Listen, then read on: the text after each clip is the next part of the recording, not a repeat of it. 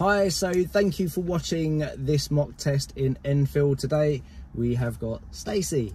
Now, Stacey has been learning with me for a few months now, and she has had previous experience with another instructor and a couple of tests before, so I'll pass you on to Stacey now. So Stacey, what was your experiences on your test previously?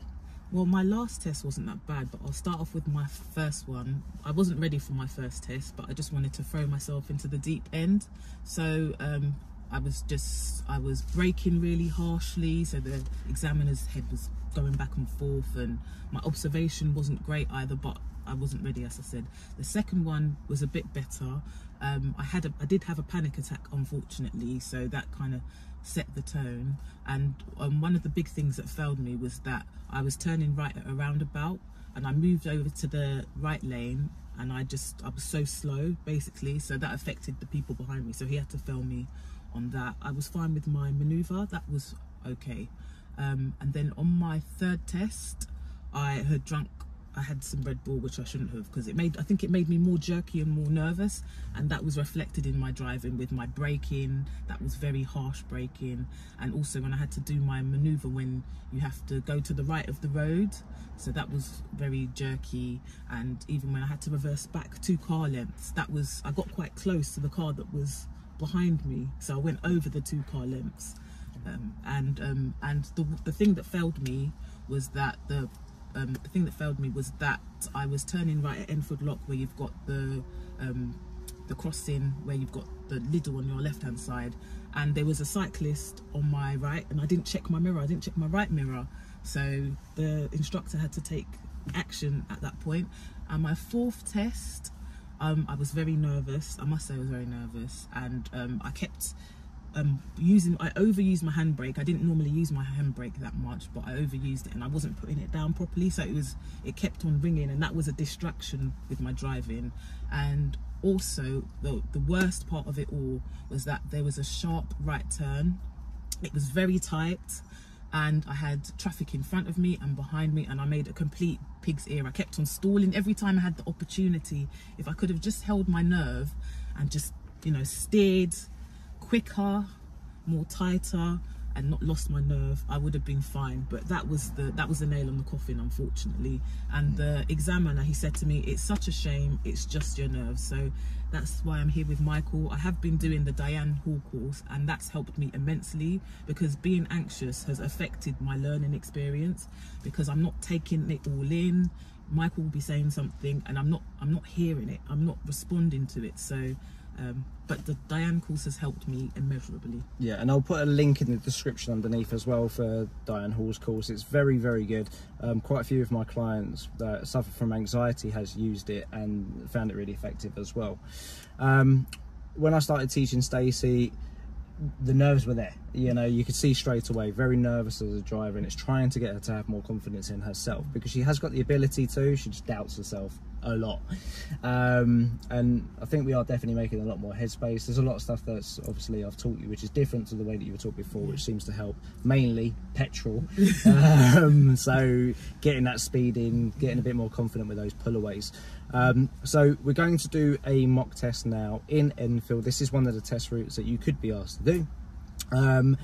And yeah, hopefully you find it helpful. Please subscribe if you haven't, share like crazy as well, put some comments in, I'll get back to you as soon as possible. And at the end of the video, I'll also do a debrief with Stacey, so you can see the good, the bad and the ugly, if there are any. Hopefully it's all good. So when you're ready, start the car and we'll go for a drive.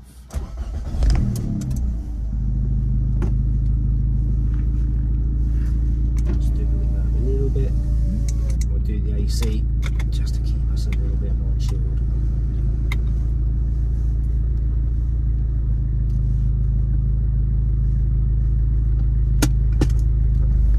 And we'll turn right at the end of the road, please. And on today's mock test, we're going to be using the new DL25, which is what the examiners use on their iPad. So instead of seeing the green logos coming up to show the driver faults, you will now see it in black and white, which is what the examiner sees. I'm also going to apologise in advance for the sound quality in this video. for some reason it's picking up the camera's microphone rather than the new microphones that we are wearing, so I am sorry about the rattling you're going to hear.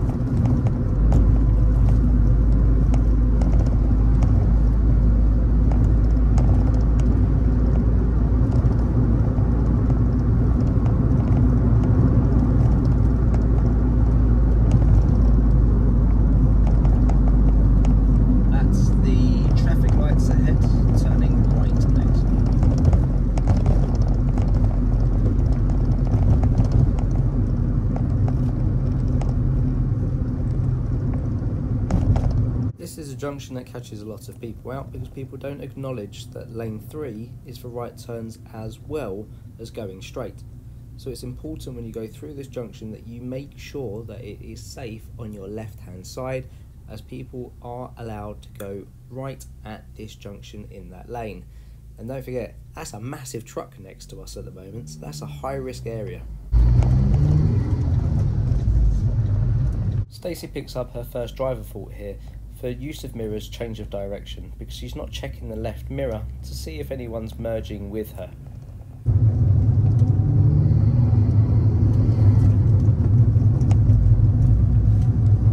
Okay, we're going to do some independent driving now. What I'd like you to do is follow the signs and continue to follow the signs for Waltham Abbey.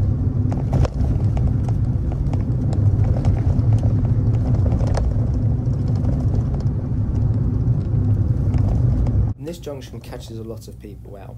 It is very important that you acknowledge all road markings. As you can see, the left lane says straight and right, so ideally we should be there. But by us being here is not an issue as long as she does everything correctly and safely when she comes off the junction. Unfortunately, she doesn't check the left mirror and cuts up this white car quite badly, causing them to overtake quite aggressively. Therefore, she picks up a serious fault for use of mirrors, change of direction. It is really, really important that you don't move unless you've seen it safe. Don't even move an inch, because if there's a motorcyclist moving between you and the car on your left, that inch could kill someone. So please, please, please check those mirrors.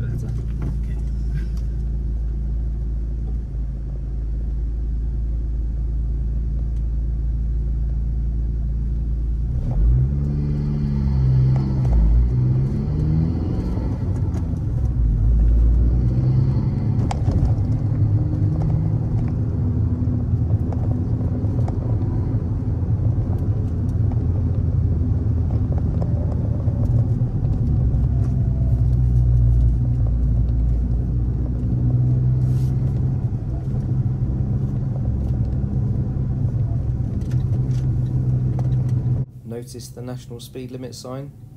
Now this is a dual carriageway, so the speed limit therefore is 70 for a car. Let's see what speed Stacey gets up to. Now I'd like you to follow the signs, continue to follow the signs for upshirt.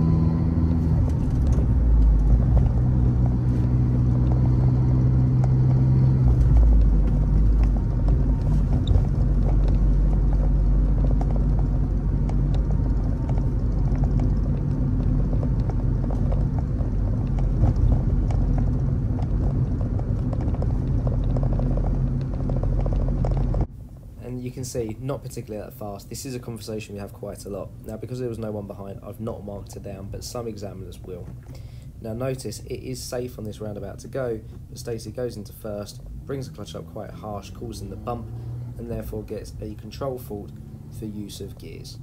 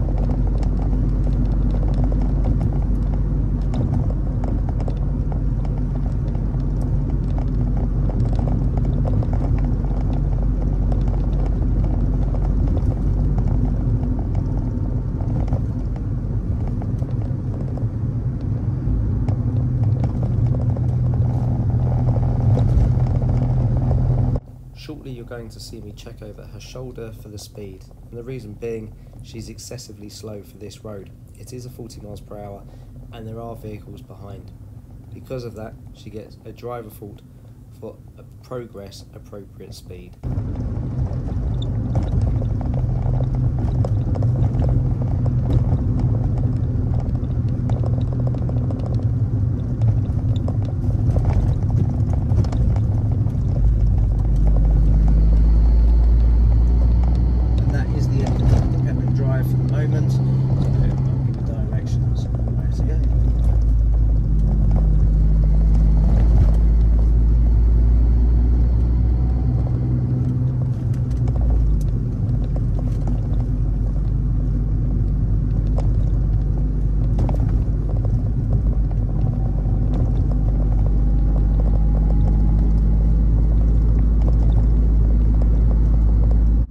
Ahead we can see the car doing what looks like a 3-point turn. Stacey carries quite a lot of speed into this situation, and it looks like she attempts to go and then decides to brake quite late. Now if that person wanted to continue to do the 3-point turn, the chances are they probably wouldn't fit, which is why they've waved us to go on.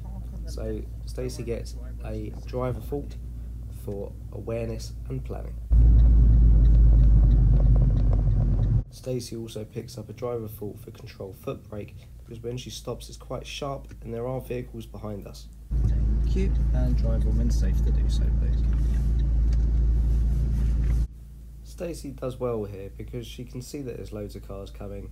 There's no point finding the bite point, it's just going to waste petrol, it's going to kill your clutch for absolutely nothing. So, really well done.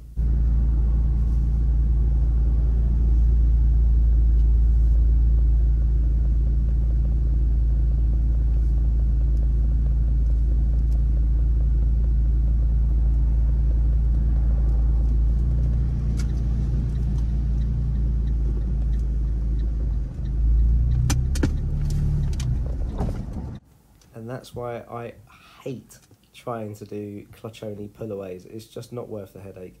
Put the gas in first, 2000 RPM, save yourself the headache of the stall. So obviously the stall gives her a control fault for moving off.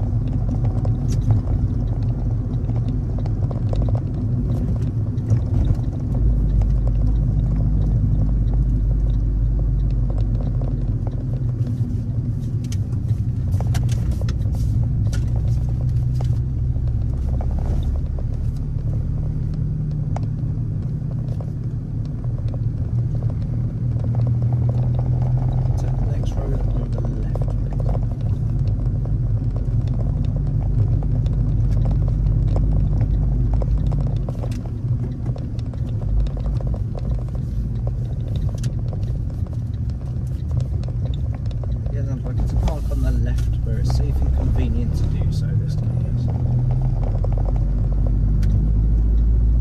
Stacey picks up a driver fault for position on normal stops. For one, parking opposite a junction, but also for being quite far from the curb. We're about 3/4 of a metre away at this point. To do so, please.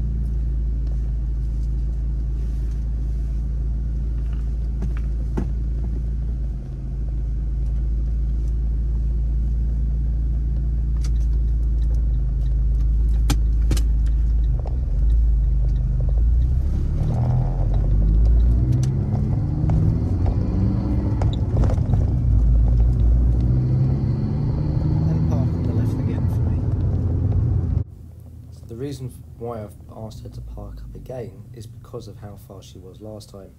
And again, she's not particularly close to the curb, but she's not as extreme. But it's still another driver fault. I'm going to look over my right shoulder. Please do not take this as a signal. When I put my hand out and say stop, I'd like you to stop the car as quickly and safely as possible. Okay, any questions? No. Cool. Try it. That's it.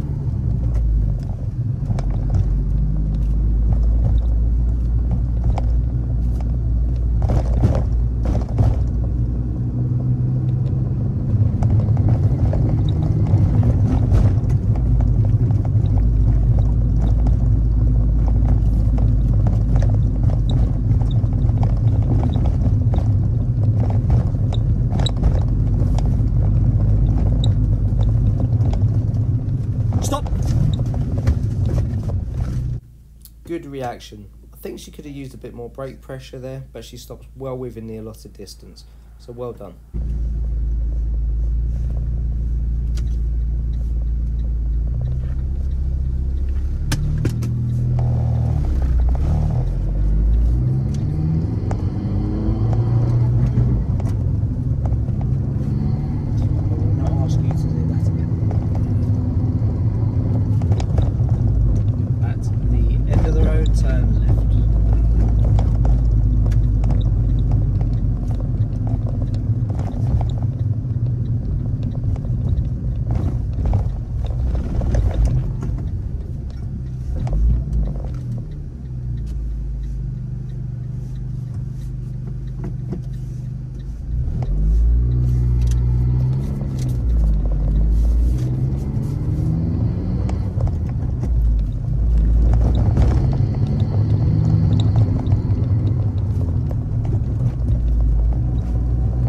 Stacey picks up a serious fault for speeding along here. You can see I've just checked the speedo, I then check again, but a little bit more obvious, and then I check again. And it's important to remember that the speed in the bottom display, there is a slight delay, but also it underreads. So when it says 30 miles an hour, it's actually saying 34, 35 on the display. And because it's over the 10% leeway and it's for a long duration of time, unfortunately it gets marked down as a serious fault. So remember, if the examiner is checking your shoulder, the chances are you're either over or under the speed.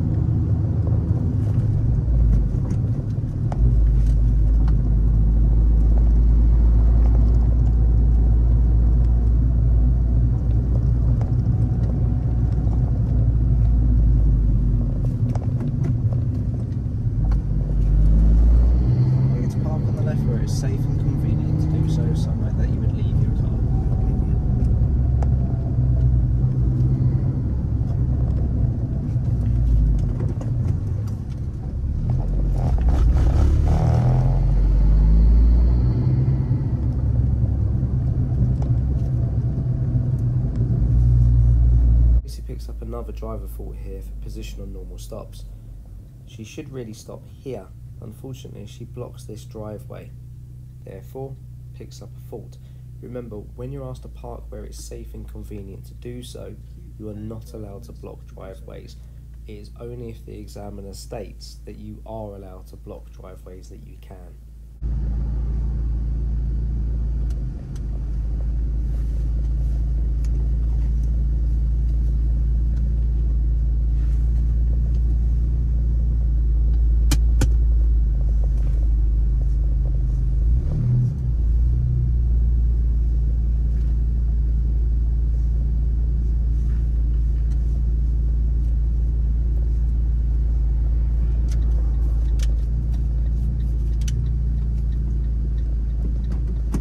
One thing the examiner definitely couldn't fault her for, though, is her observations. Her shoulder checks are very good.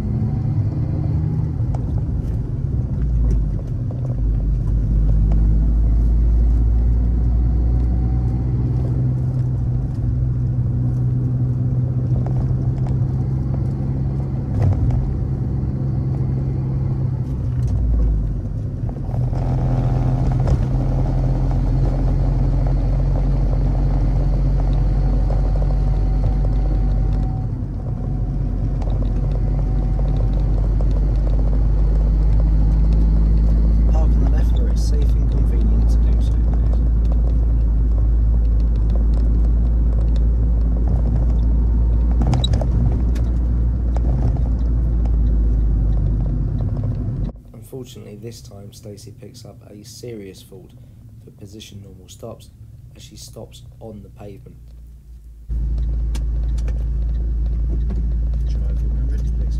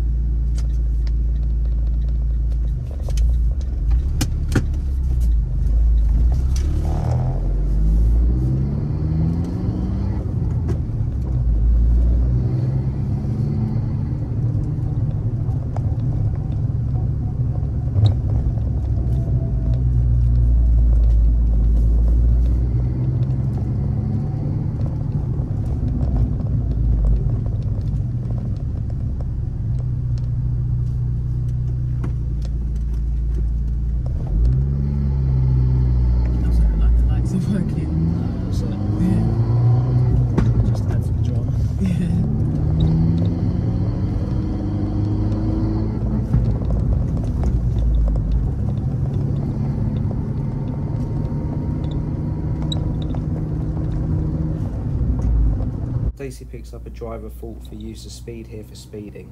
Remember, until you've gone through the 40 sign, you must stick to 30.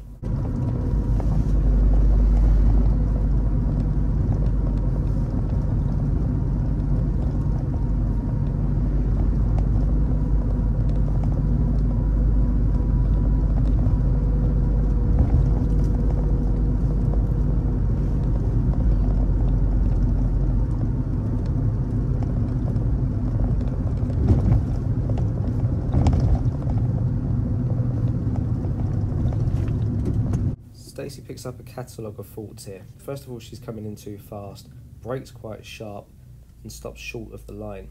She can't see that it's actually safe to go, and at that point she was actually looking forward, so she also picks up a hesitation fault. Now she hasn't noticed, but she's gone into third gear, not first.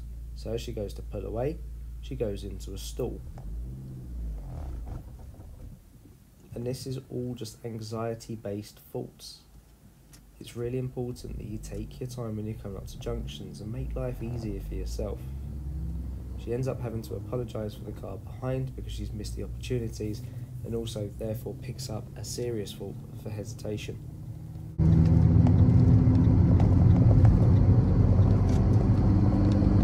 Roundabout headlights for signs for Waltham Cross, Waltham Abbey. Admittedly, most of the sign is covered up, but the bit that you need to see is visible, and you can see that Waltham Cross, Waltham Abbey is right of 12 o'clock, and therefore we should be in the right lane. Stacey approaches in the left lane, but she does everything correctly for the direction that we've gone, and the confidence going into this was much better as well. Now, it is important to remember that if you do go the wrong way, it is not an issue. As long as you do everything correctly and safely for the direction you've gone, the examiner cannot mark you down. So therefore, when you do see that you're in a lane which is dedicated for a certain direction, do that, because it's not an issue.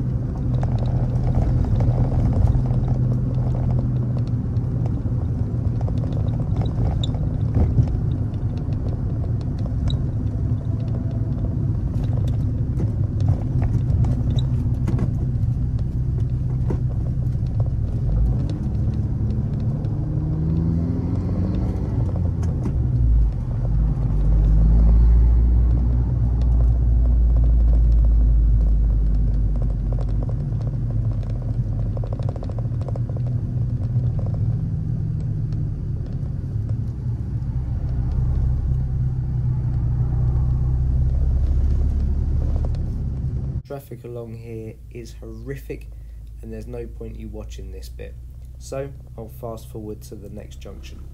To get back on the test route, I have asked if she can do a complete turn on this roundabout.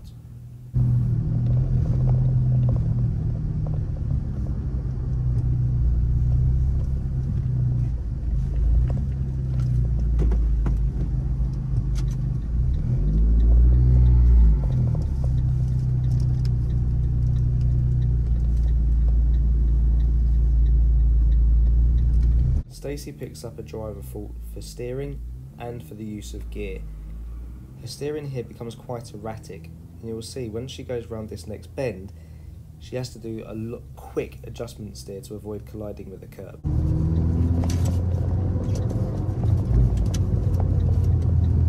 As for the gear, we should be in second and not first. You'll hear how bouncy the car is now.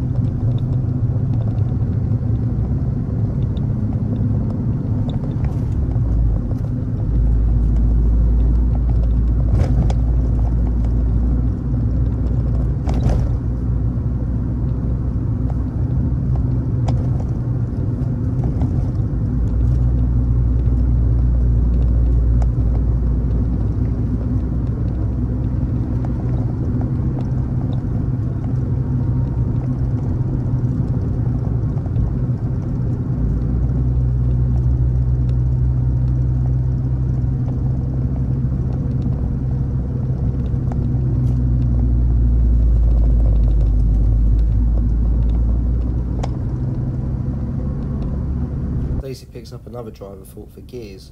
You'll see when she changes gear, the car will go louder, showing that she's gone down gears, not up. So she's actually gone into third rather than fifth.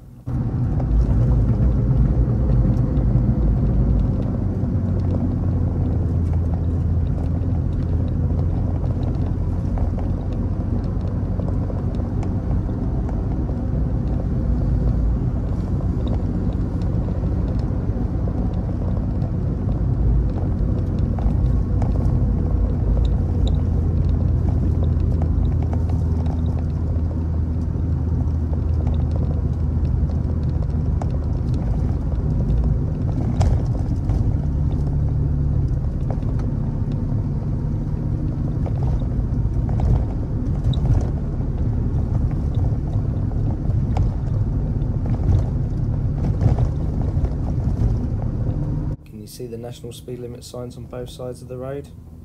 The roundabout ahead, turn left, first exit please.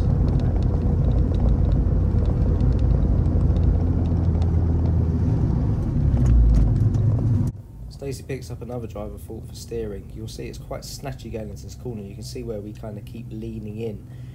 This is something that Stacey does do persistently. She does struggle with her steering because she doesn't do full pull pushes. She tends to do very small movements, which makes it very harsh and abrupt.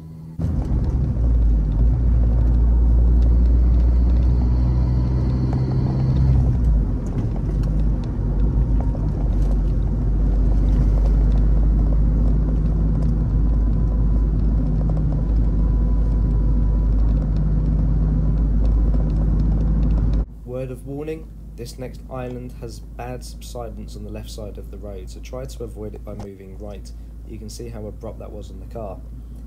About 6, 7, 8 years ago, I saw a massive queue of cars down here that all had punctured left tyres as a result of hitting that when it was a proper pothole. And it looks like it's coming back, so be careful.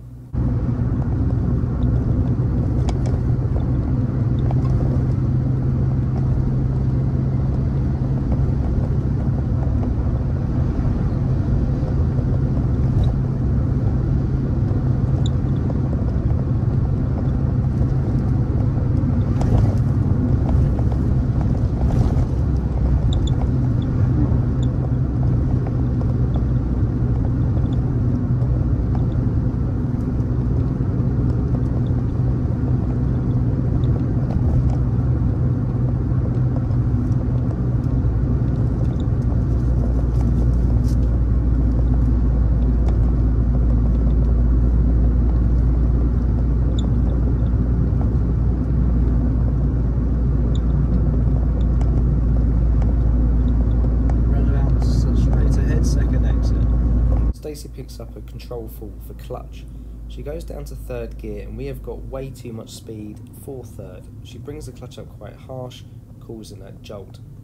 Remember, on the approach to a roundabout, in my opinion it should be MSPSL G, gear being the last thing you do, because until you know what you're doing, you don't know what gear to choose.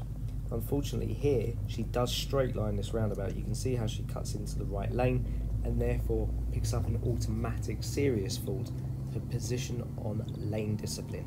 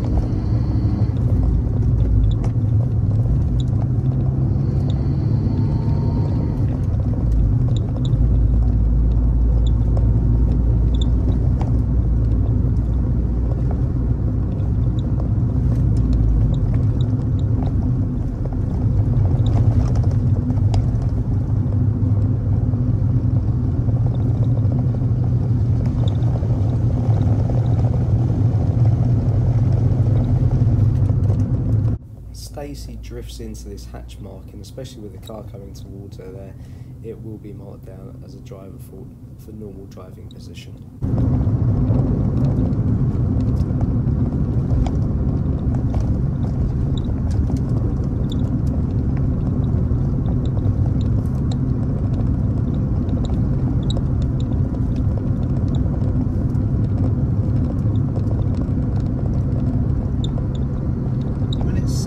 So, I'd like you to wash the front windscreen, please.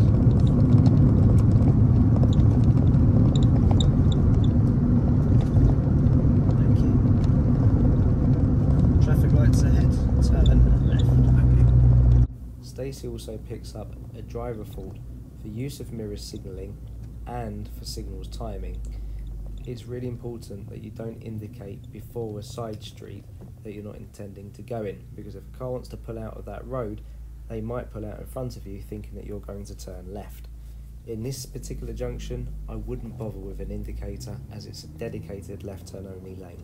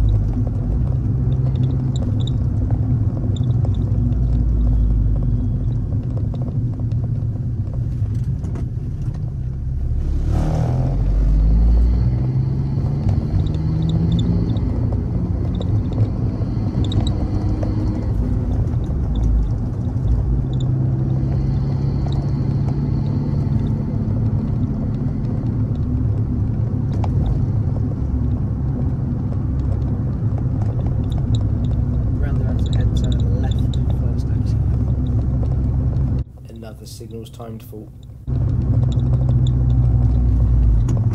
She picks up a control gears fault here for coasting around this corner as well, and notice how the steering becomes quite twitchy as she's trying to remedy the coast.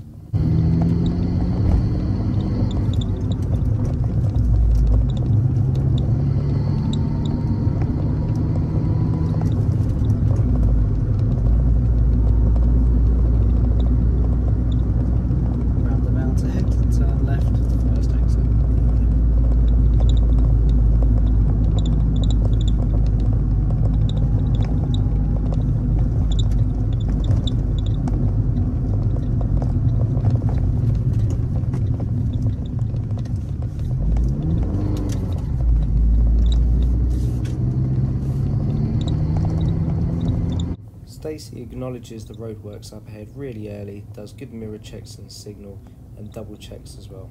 Perfect lane change. Traffic lights ahead, turn left.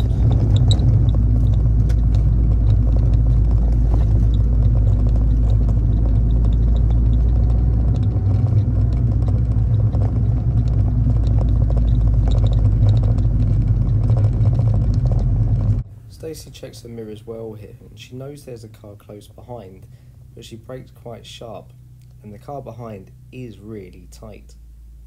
You'll see later on how much this car wants to try to get past her, so therefore she picks up a driver fault for control foot brake.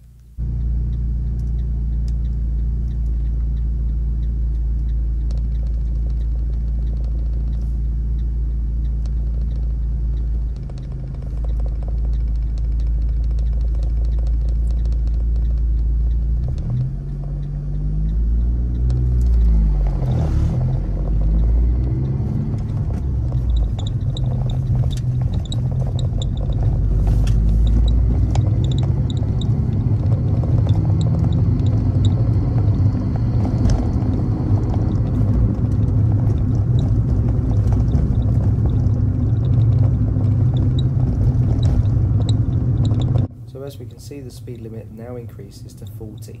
She checks her mirrors, which is good, so it shows that she has seen the signs, but she doesn't really accelerate. Again, the cars in front are pulling away and we're not really building up our speed. The problem is the car, gets frustrated behind and starts to do this sort of tailgate then dropping back, trying to force her to accelerate.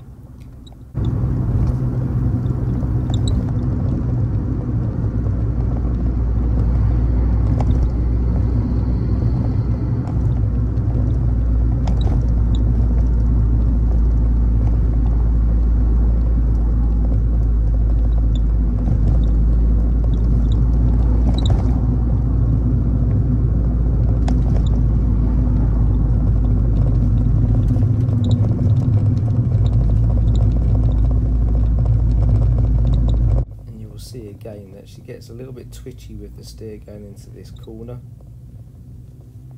but then she straight lines just as this Mercedes is trying to go past her on the right hand side, cuts them off, and again picks up a serious fault for lane discipline.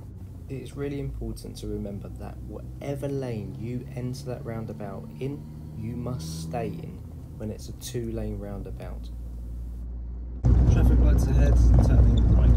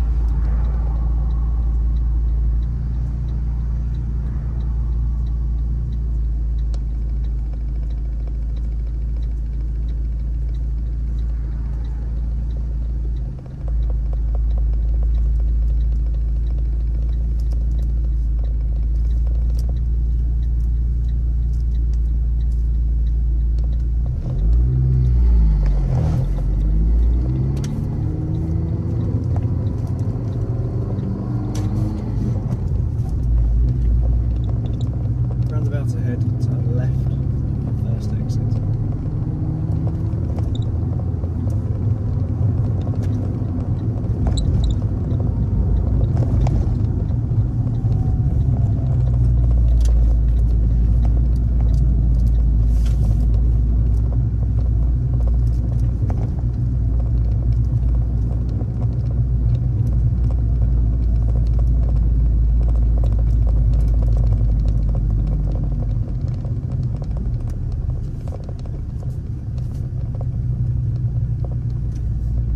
Take the next road on the left into the car park. Okay, yeah. It's just before that little smart car. That's the right time.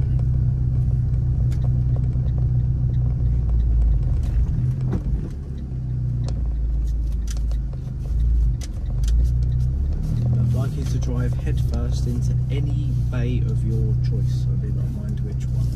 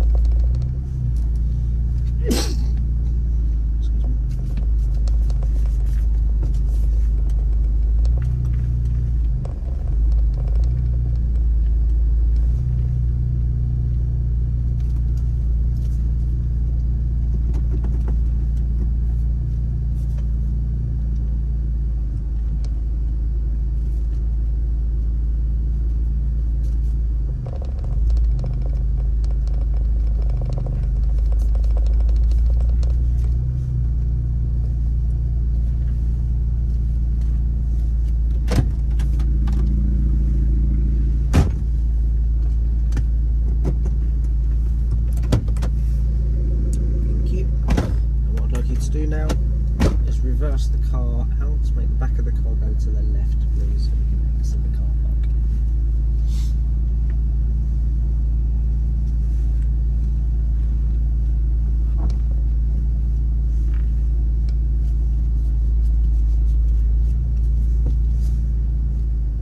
Stacey's observations while reversing are very good here. You will see that she keeps on scanning both left and right shoulders repeatedly. Well done. You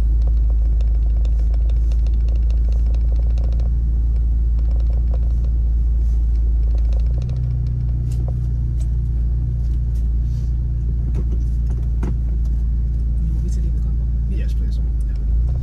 And it's a one-way system, so we need to turn left out.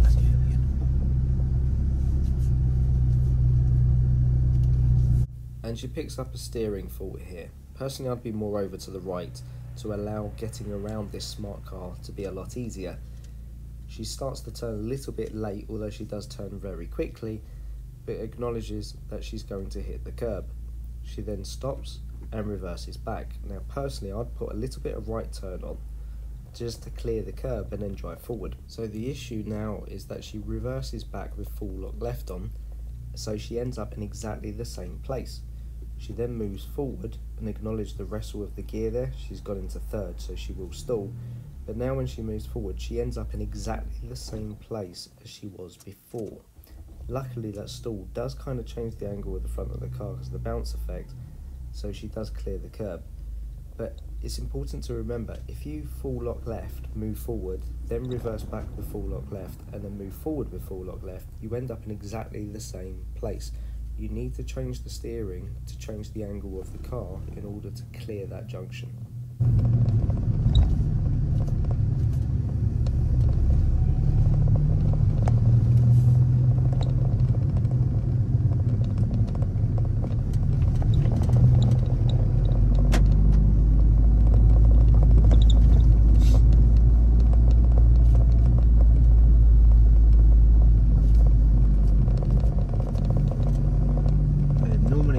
Back to the test centre, but because it's closed, what I'd like you to do is just pull up on the left hand side here and we'll finish the test here. Okay. So, how do you feel that went?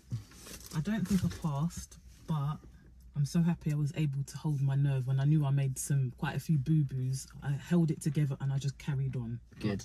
Yes. Yeah, I agree. Yeah, definitely. There's some good stuff. There's some stuff that needs a little bit of work. Definitely.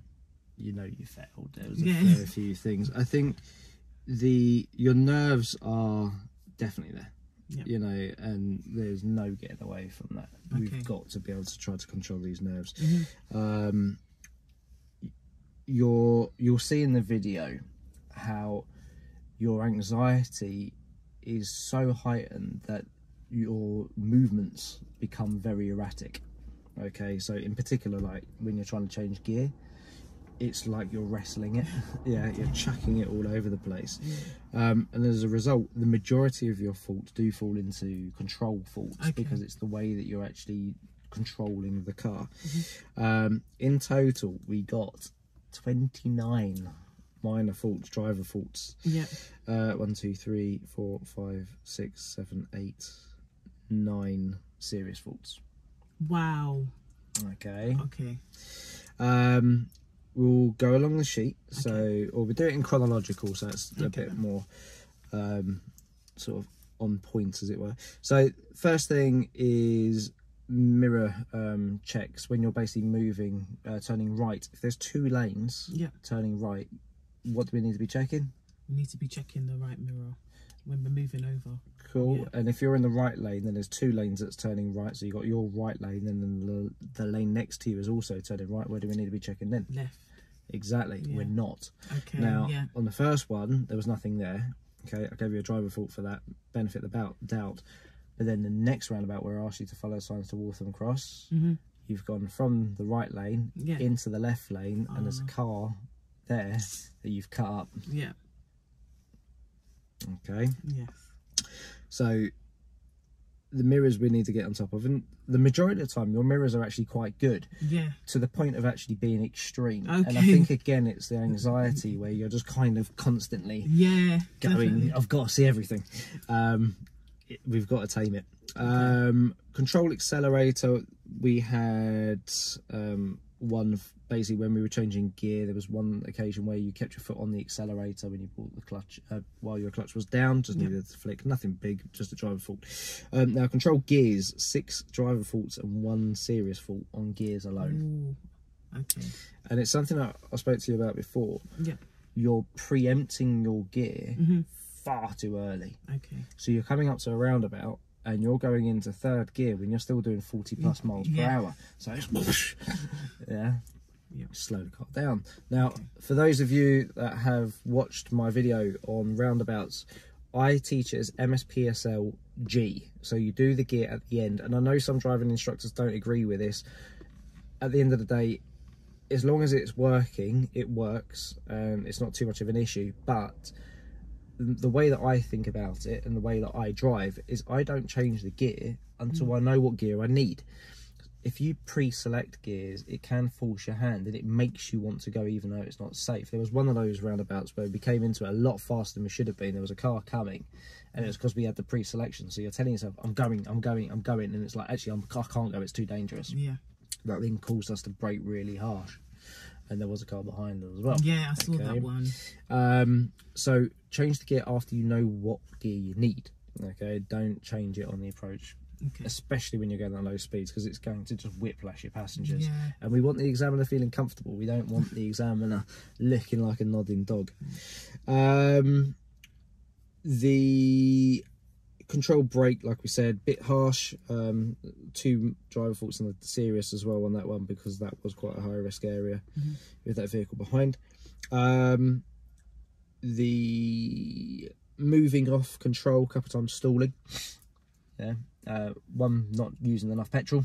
Oh yeah. Remember we mentioned that at the beginning of the test. And the other one's being in the wrong gear. Okay, so you try to pull away in 3rd gear, and again it's because you're wrestling that gear rather than getting it in the correct one.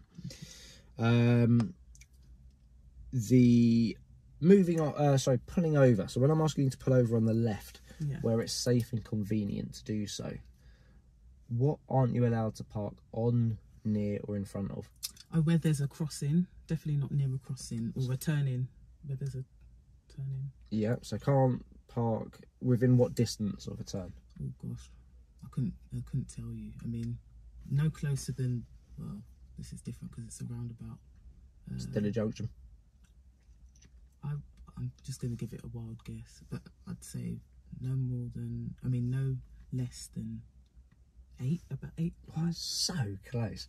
Make a more round number. 9. Let's say 9. A more round number. Oh, okay. 6. 10. Yeah, 10, sorry, there 10, you of go. course. Shouldn't park within 10 metres of a junction. Right. Yes. Shouldn't also park opposite another junction. Okay. Right. Yes. Well, pedestrian crossings, you're correct. Never park on zigzags. That's actually 3 points in your licence if you do. Really? Okay. Yep. Okay. Well, shouldn't you park on in front of or near people's driveways? Good. You did that on one occasion. So I'd ask you to park on the left where it's safe to do so. Oh, yeah. Yeah, I actually turned that into kind of an angle start, so we didn't do that as a manoeuvre later on. Yes. But yeah, cool. Anything else? I can't think of anything else. Okay. Can't park on double yellow lines, Of course. red lines, Yep. bus stops, Yes. disabled spaces. Remember, you can't go onto the curb either. There was one occasion that we did, unless the area states that you can park on the curb. Okay, so signage allows. Remember, in London, unless signs tell you you are not allowed to park on the curbs. Outside London, you can, unless signs tell you otherwise.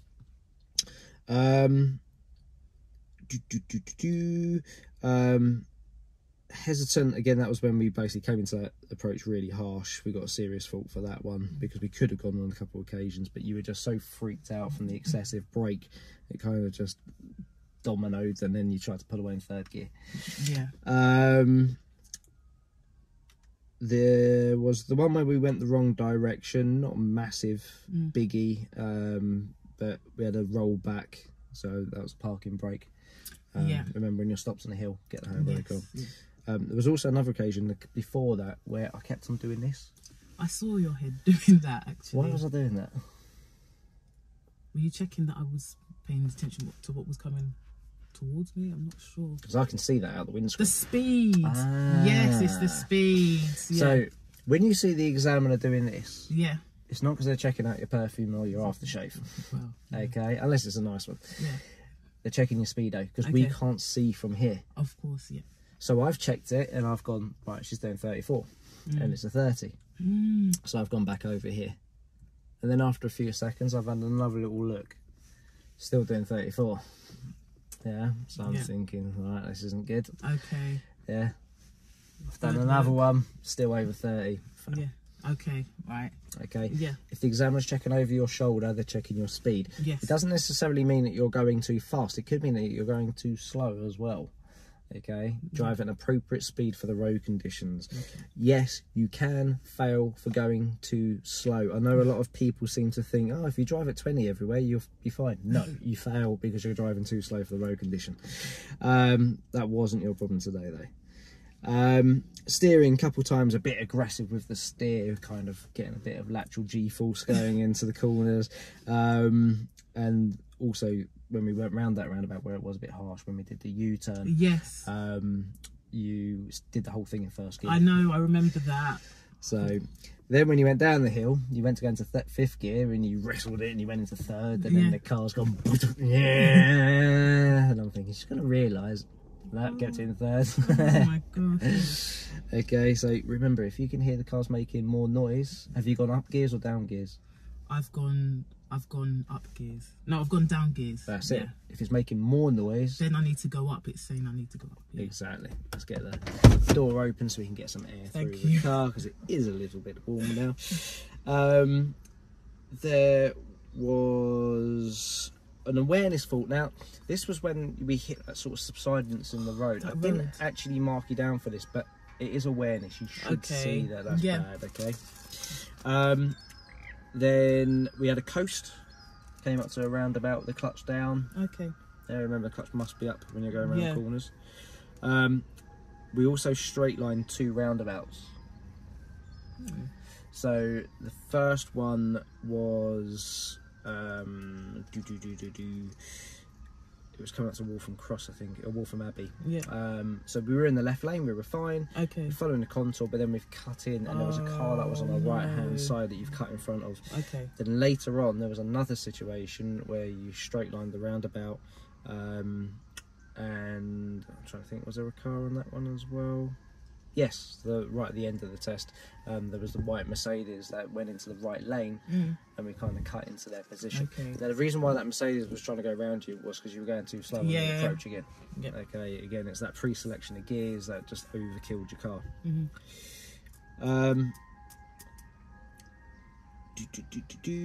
Controlled brakes, again, harsh brake on the traffic lights at the Tesco's, so that's basically an accumulation fault.